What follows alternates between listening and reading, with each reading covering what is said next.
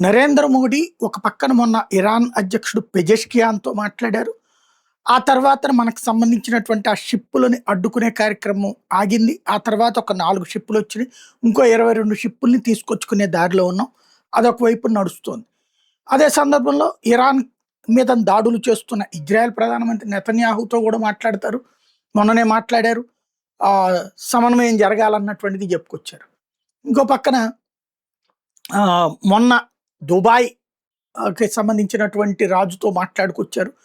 తర్వాత ఇప్పుడు తాజాగా పొద్దునేమో ఖతార్ అధ్యక్షుడితో, ఖతార్ ప్రధానమంత్రి అధ్యక్షులు వీళ్ళతో మాట్లాడుకొచ్చారు ఖతార్ రాజుతో. అట్లాగే ఇప్పుడు ఒమన్ రాజుతో మాట్లాడుకొచ్చారు. ఓవరాల్‌గా గల్ఫ్ దేశాల అందరితో కూడా కంటిన్యూగా చర్చిస్తున్నారు.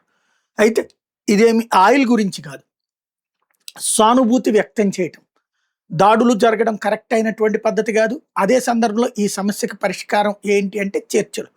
చర్చలతో పరిష్కారం అయితే భారతదేశం పాకిస్తాన్‌తో ఎప్పుడో పరిష్కారం అయ్యేది గదా! ఇక్కడ ఎవడో ఒకడు రివర్స్ అటాక్ చేయాల్సిందే. ఇద్దరూ కలిసి తన్నుకు సస్తే తప్పించి కుదరదు. మధ్యవర్తిత్వంగా మనం కూర్చుంటే ఏమైనా పరిష్కారం అవ్వాలి. అప్పుడు ఇద్దరూ దాడిని వదులుకోవాలనుకున్నప్పుడే కుదురుతుంది. గల్ఫ్ దేశాలు దాడి చేయట్లేదు. భయపడి చస్తున్నాయి. అదే సందర్భంలో చేస్తున్నది ఇరాన్. దాన్ని ఎవరు నియంత్రిస్తున్నారో తెలియని పరిస్థితి. అది అసలు విషయం.